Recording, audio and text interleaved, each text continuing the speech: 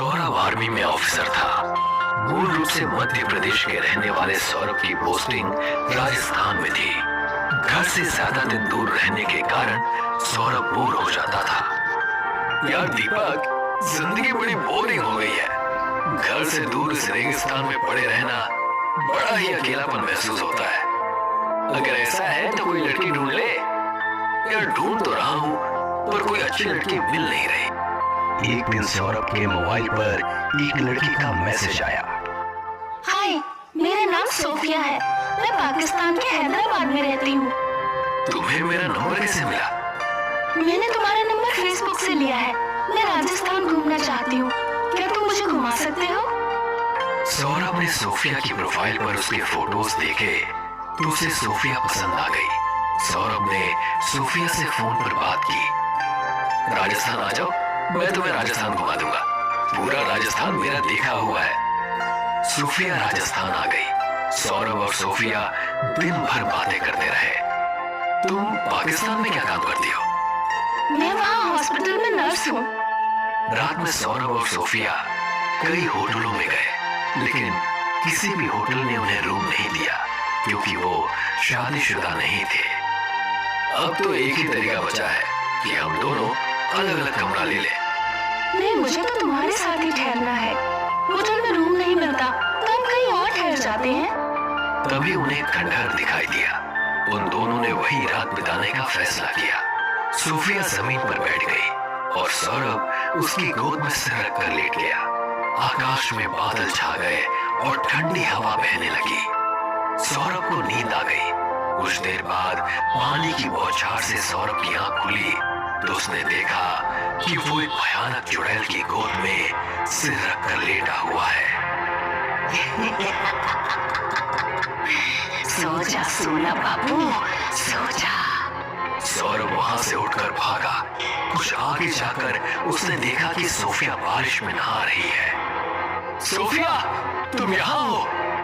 हाँ, तुम भी आ जाओ और बारिश में नहा लो। मैंने चुड़ैल को देखा। सोफिया जोर से हंसने लगी।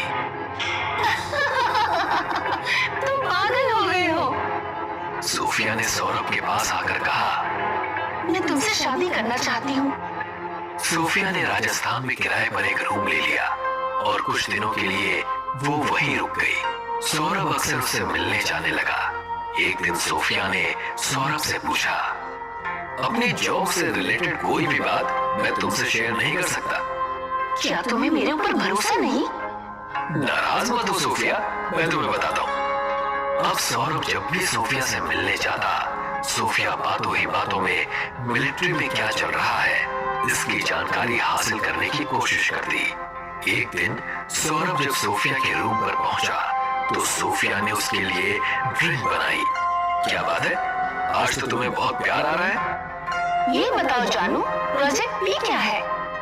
मैं इस बारे में तुम्हें कुछ नहीं बता सकता। डिपार्टमेंट ने सख्त मना किया है कि इस बारे में अपने परिवार से भी डिस्कस नहीं करना है। प्रेमिका परिवार से बढ़कर होती है। तुम समझने की कोशिश करो, मैं कुछ नहीं बता सकता। सोफिया को अचानक गुस्सा आ गया और सोफिया एक भयानक चुड़ैल में बदल गई और उसने सौरभ को गर्दन से पकड़कर हवा में उठा दिया। बोल, प्रोजेक्ट बी क्या है, वरना जमीन पर आने से पहले ही तुम दम तोड़ देगा। सौरभ अपने साथ एक छोटी सी हनुमान की मूर्ति रखता था। सौरभ ने मूर्ति चुड़ैल के सामने कर दी। चुड़ैल गायब हो गई। सौरभ कैंप में पहुंचा। उसका दोस्त दीपक उसका इंतजार कर रहा था। तुम कहां थे सौरभ? पूरे डिपार्टमेंट में हल्ला मचा हुआ है। क्या हो गया? हमारी सारी इंफॉर्मेशन कोई पाकिस्तान तक पहुंचा रहा है। सौरभ को जोर का धक्का लगा। दीपक, मैं तुम्हें कुछ बताना चाहता हूँ। सौरभ ने सोफिया के बारे में दीपक को सब कुछ बताया। यार लड़कियां हनी ट्रैप में फंसाती हैं, ये तो मैंने सुना था, लेकिन चुड़ैलें भी अब हनी ट्रैप में फंसाने लगी, ये मैं पहली बार सुन रहा हूँ। दीपक और सौरभ उस सरकारी डिपार्टमेंट में गए जो वीजा जारी करता है। वहां उन्हें बताया गया कि सरकार के पास सोफिया नाम की किसी लड़की की कोई जानकारी नहीं है। लगता है वो भूत नहीं थी जिसने तुम्हें हनी ट्रैप में फंसाया। आगे से हमें सावधान रहना होगा। दीपक के चाचा रामानुज प्रसाद एक वैज्ञानिक थे। वो बेंगलुरु में स्पेस सैटेलाइट्स के पार्ट्स बनाने वाली एक फर्म में काम करते थे। एक बार वो श्रीलंका में वैज्ञानिकों की एक प्रेस कॉन्फ्रेंस में हिस्सा लेने गए। 5 दिन की कॉन्फ्रेंस थी। खाली समय में रामानुज नेगोम्बो बीच पर टहलने चले जाते थे। एक दिन बीच पर उनकी मुलाकात एक लड़की से हुई। क्या आप मुझे कुछ कैश दे सकते हैं? मैं अपना एटीएम कार्ड लाना भूल गई हूँ। मैं आपको पैसे मोबाइल से ट्रांसफर कर दूंगी। तुम्हें कितने रुपए चाहिए? मुझे 2000 कैश दे दीजिए। रामानुज ने लड़की को कैश दिया। लड़की ने थैंक यू कहा और चली गई। रात में जब रामानुज सोने जा रहे थे तो फोन पर लड़की का मैसेज आया। अगर आज आपने मेरी हेल्प ना की होती तो मुझे बहुत लंबा पैदल चलना पड़ता। Thank you so much. कोई बात नहीं, एक दूसरे की मदद करना हमारा फर्ज है। रामानुज बातचीत खत्म करना चाह रहे थे, लेकिन लड़की मैसेज करती ही गई। क्या कल आप बीच पर आएंगे?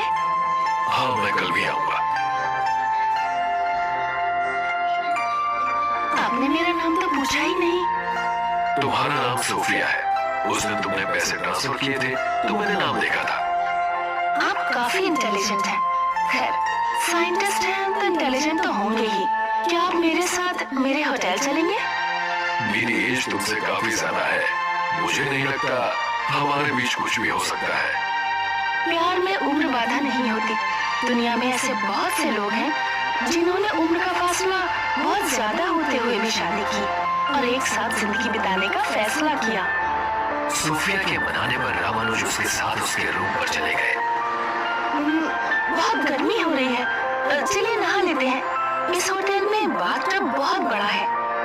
सोफिया ने बाथरूम में अंधेरा कर दिया। दोनों लोग बाथटब में आमने सामने बैठ गए। कुछ प्यार मोहब्बत की बातें करने के बाद सोफिया ने कहा, इंग्लैंड गवर्नमेंट ने अपनी परमाणु नीति में बदलाव किया है। इसके पीछे उनका क्या उद्देश्य है? मैं इस बारे में तुम्हें कुछ नहीं बता सकता। वैज्ञानिकों की अक्सर जासूसी कराई जाती है, इसीलिए मुझे काफी सावधान रहना पड़ता है। मुझे तुम्हारी सरकार की परमाणु नीतियों के बारे में सब कुछ साफ साफ जानना है। अगर तुमने नहीं बताया तो मैं अपनी नस काट लूंगी और तुम फंस जाओगे। रामानुज घबरा गए। पागलपन मत करो सोफिया। परमाणु नीति के बारे में बताओ। मैंने कहा ना, मैं नहीं बता सकता। सोफिया ने अपनी नस काट ली। रामानुज ने बाथरूम से बाहर निकलना चाहा, लेकिन बाथरूम का दरवाजा लॉक हो गया। देखते ही देखते बाथटब का सारा पानी खून जैसा लाल हो गया। बाथटब के लाल पानी से एक भयानक भूतनी बाहर निकली। तू यहाँ तो आ गया है, लेकिन वापस नहीं जा पाएगा क्योंकि तूने मुझे इंफॉर्मेशन नहीं दी। भूतनी ने रामानुज को झपटा मारकर पकड़ा और खींचकर बाथटब में खूनी पानी में ले गई। पुलिस रामानुज के पास पहुंची। पुलिस को बाथटब में रामानुज के शरीर के टुकड़े मिले। दिल्ली में राकेश प्रजापति नाम का एक युवा सांसद रहता था। उसने भी ये खबर पढ़ी।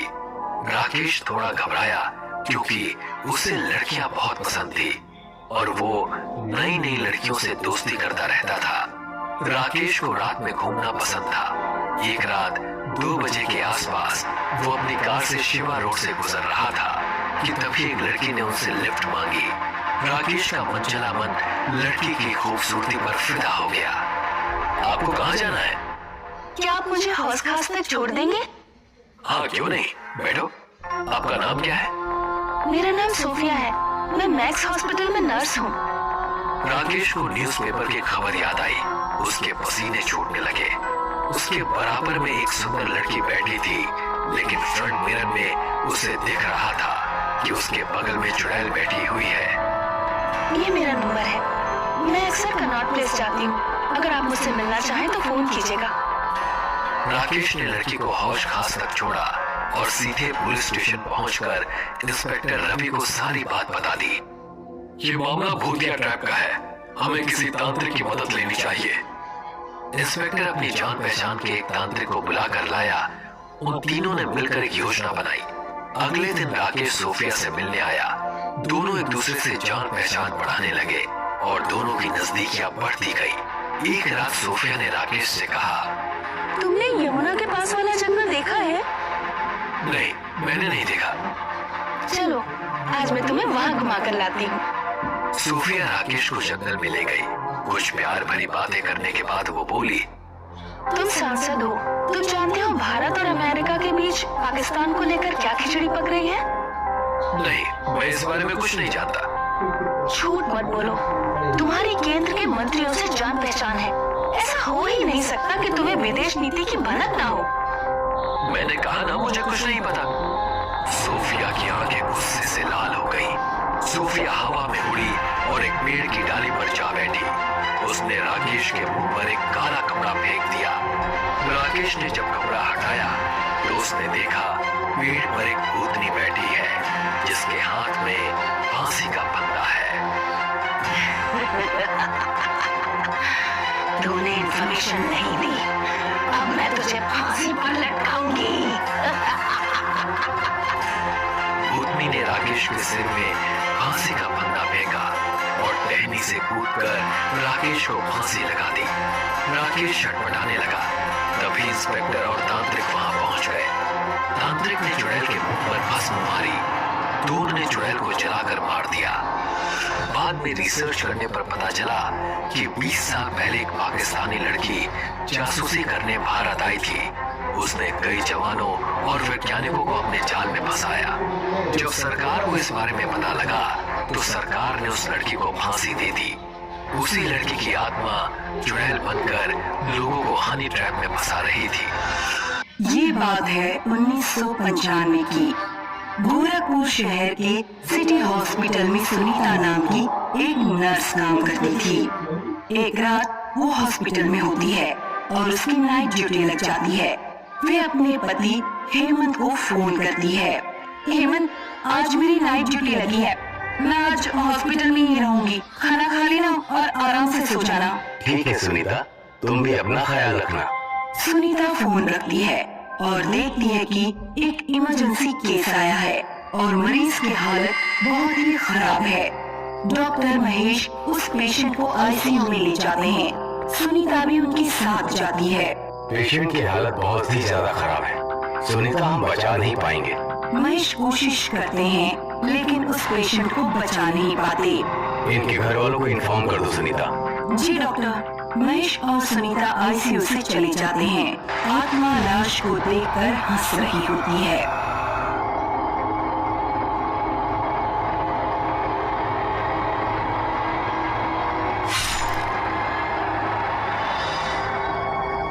मृत के पिता गुस्से में महेश के केबिन में आते हैं। आप लोग हॉस्पिटल के नाम पर ऐसा अपराध कर रहे हैं, शर्म नहीं आती? अरे ये आप लोग क्या कह रहे हैं? हमारे बेटे का कार एक्सीडेंट हुआ और आप लोगों ने कहा कि आप उसे बचा नहीं पाए, लेकिन सच तो ये है कि आप लोगों ने ही मेरे बेटे को मारा है, उसकी दोनों किडनी निकालने के लिए। ये आप क्या कह रहे हैं? महेश और सुनीता लाश के पास आते हैं और देखते हैं कि दोनों किडनी निकली हुई हैं।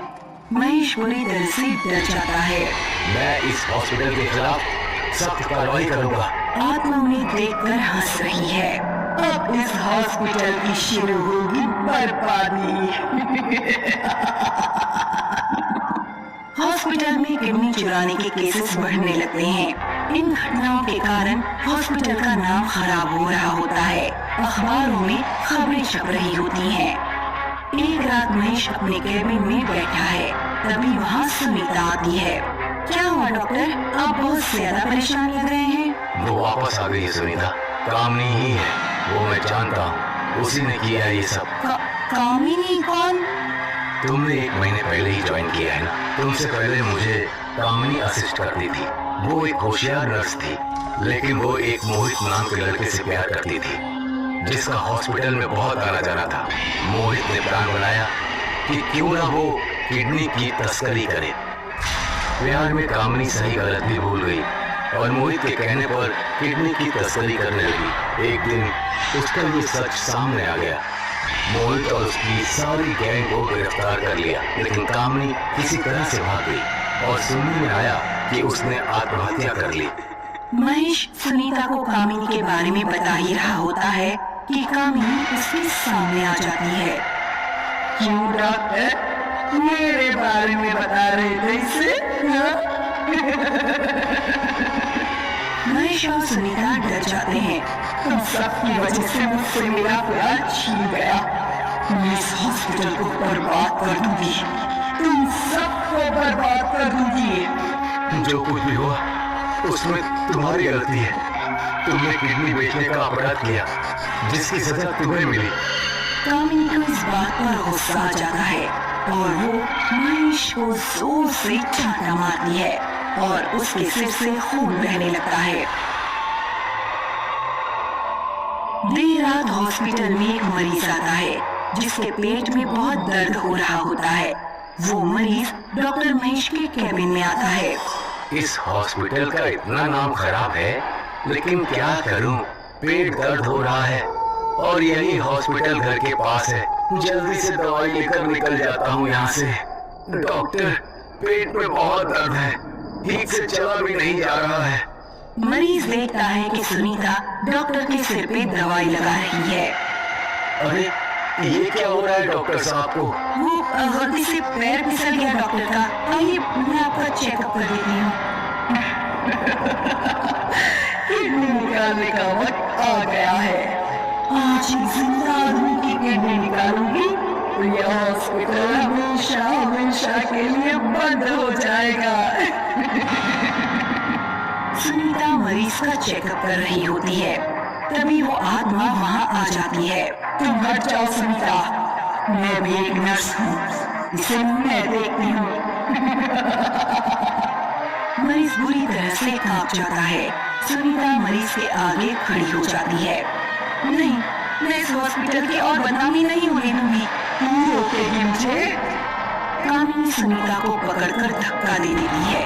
आत्मा मरीज के पास आती है और अपनी नाखूनों को लंबा करती है। तभी वहाँ डॉक्टर आते हैं और उस आत्मा को त्रिशूल मारते हैं। वो आत्मा गायब हो जाती है। आप ठीक हो ना डॉक्टर? आज जो भी यहाँ हुआ उससे यही साबित हुआ है, इस हॉस्पिटल में जो भी कुछ हुआ वो उस आत्मा की वजह से हुआ है। मैं मीडिया को जाकर ये बात बताऊंगा। वे मीडिया के सामने जाकर स्टेटमेंट देता है और फिर से सिटी हॉस्पिटल का नाम हो जाता है। कामिनी की आत्मा का मकसद पूरा नहीं हो पाता और वो भस्म हो जाती है। ये बात है 1975 की।